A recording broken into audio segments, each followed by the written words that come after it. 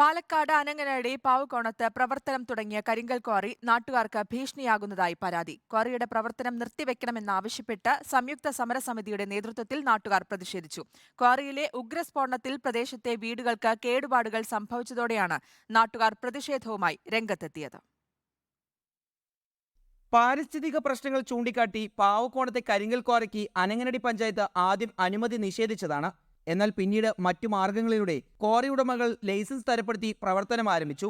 ഒന്നിടവിട്ടുള്ള ക്വാറിയിലെ ഉഗ്രസ്ഫോടനത്തിൽ പ്രദേശത്തെ വീടുകൾക്ക് കേടുപാടുകൾ സംഭവിച്ചതോടെയാണ് നാട്ടുകാർ ക്വാറിക്കെതിരെ പ്രതിഷേധവുമായി രംഗത്തെത്തിയത്. ഓടുവരെയാണ് ഞങ്ങളുടെ വര, ഇരുമ്പിന്റെ കൈക്കൊരു വെത്താണ്, അത് തട്ടിയാ വീഴും. ഇത് കുഞ്ഞ ഓടൊക്കെ വിഞ്ഞു വീഴും.